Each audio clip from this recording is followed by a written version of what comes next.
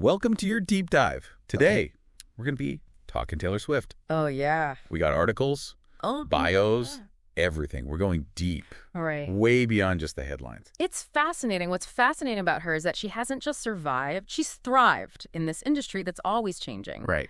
We're going to look at how she went from a country darling all the way to global pop icon. And those sharp business moves, the ones that made her a billionaire. A billionaire. Okay, so let's start at the beginning. Her childhood. It wasn't your typical musician story. Not at all. Nope. Growing up on a Christmas tree farm. A Christmas tree farm.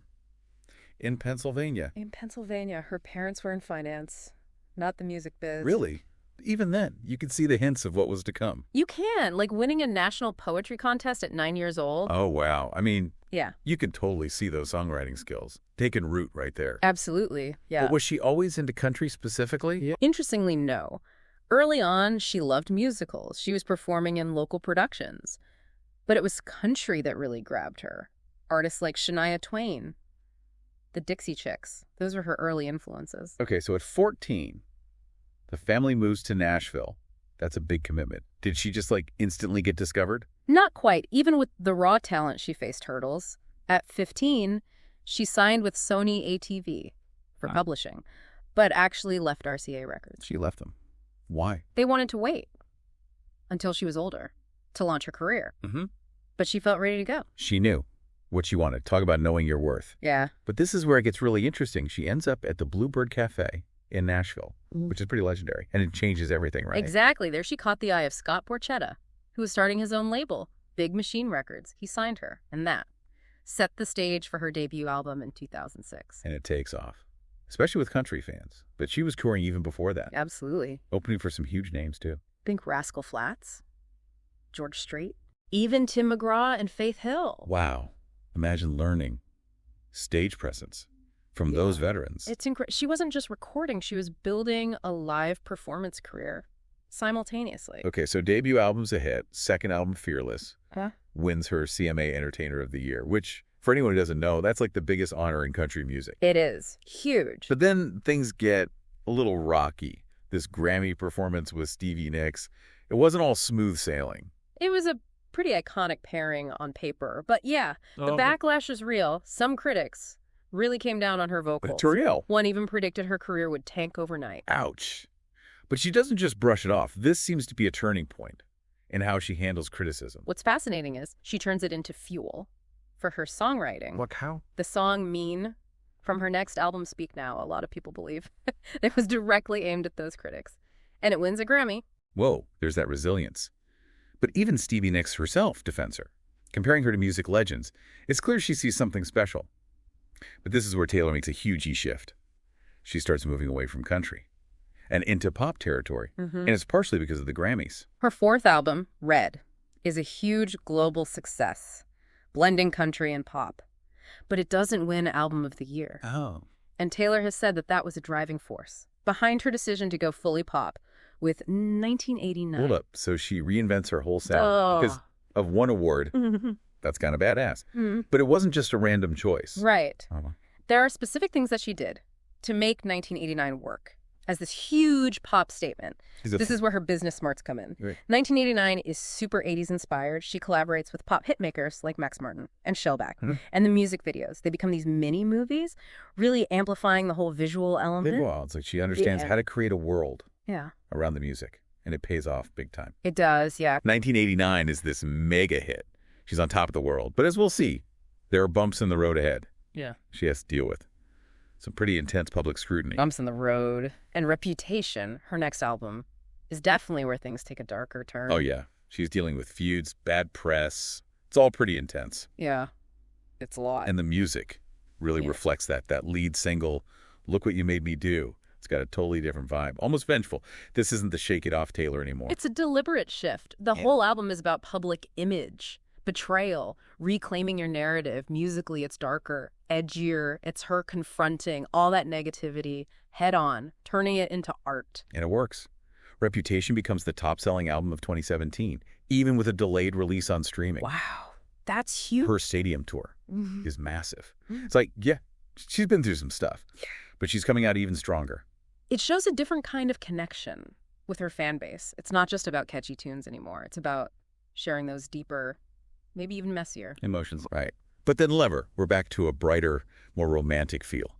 Was this just her wanting to change things up, or was there more to it? Remember, she's always evolving. Lover is a return to those themes of love, but it's also more mature, more politically engaged. Interesting.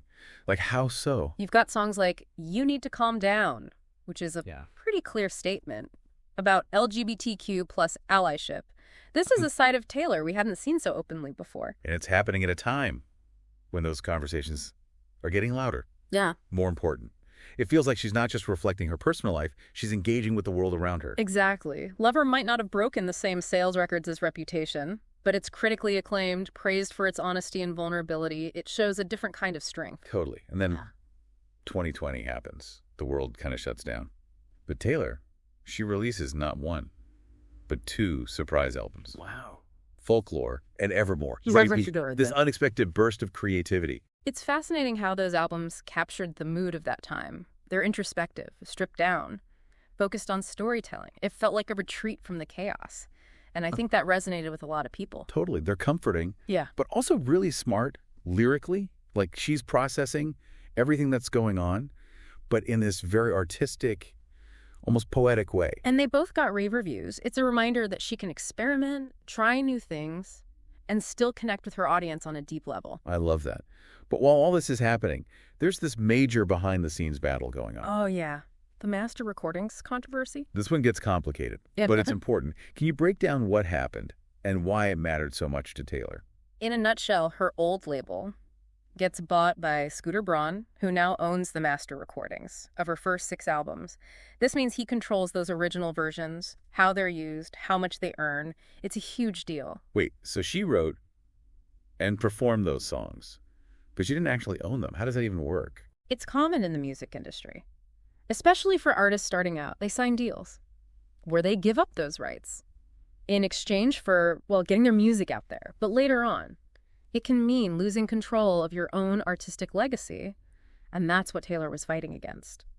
Okay, so what does she do? She decides to re-record all those albums. Wow, which is a huge GE undertaking. Yeah. But I guess legally, she was allowed to do that. Exactly. She retained the right to re-record after a certain time period, even if she didn't own the masters. It was a bold move. Some people thought it was crazy, but it showed how determined she was to reclaim her music. And her fans were totally on board. They were, absolutely. And it wasn't just a business move. It was this whole movement. It was. Swifties everywhere, streaming and buying the re-recordings to support her. That's awesome. So it was unprecedented, and it sent shockwaves through the industry. Fearless, Taylor's version, and Red, Taylor's version, both topped the charts. Wow. It proved that artists do have power, and fans are willing to rally behind them when they see something unfair. Talk about a boss move. But amidst all this, she's still writing new music. Yeah. And her next album, Midnights, is going to break even more records.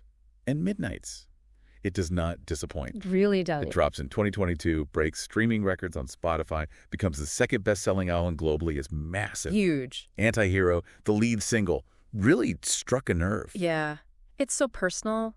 Self-doubt, anxiety, all those things people can relate to, even if you're not a global superstar. Right. It's like she's giving voice to feelings we all have, but don't always talk about. Exactly. You know. But the whole album is like that. Super introspective. Yeah. But also catchy as hell. Oh, yeah. Then just a few months ago, at the 2024 Grammys, she drops this bombshell announcement. The new album. New album is coming. A Tortured Poets Department. It's out in April 2024. Oh. And another #1 debut. Her 11th solo album. To hit that spot. Unstoppable. And that duet with Post Malone, Fortnite. Oh, yeah. What a combo. It's like this unexpected crossover hit that just blows up the charts. It proves she can collaborate with anyone and still make it uniquely Taylor Swift. It really does. But on top of all of this, she's also launching this massive tour, the Eras Tour. Have you ever seen anything like it? It's more than just a tour. It's like a celebration of her entire career, all those different eras of her music. Right. And the demand for tickets was insane. It was wild. Sold out shows worldwide, a full-on cultural phenomenon. Yeah. The economic impact was huge, too. Cities were making bank when she rolled through. Yeah. but there were definitely some controversies. Oh, yeah. Like what? Especially around ticket sales and the limited European dates. A lot of international fans felt left out. Yeah, for sure. But even with those hiccups, the Eras Tour showed just how much she connects with fans across generations. It really is incredible. It's a spectacle, visually stunning, but also emotionally resonant. She's not just performing, she's creating an experience. Okay. Which brings us to that big question. Just how wealthy is Taylor Swift? It's mind-blowing. We know she's been a high earner for years. But in 2024, she hits billionaire status. Wow. It's a landmark moment. Forbes estimates her net worth at $1.1 billion in March, then reassesses it at $1.6 billion. By October, No way. that makes her the world's richest musician.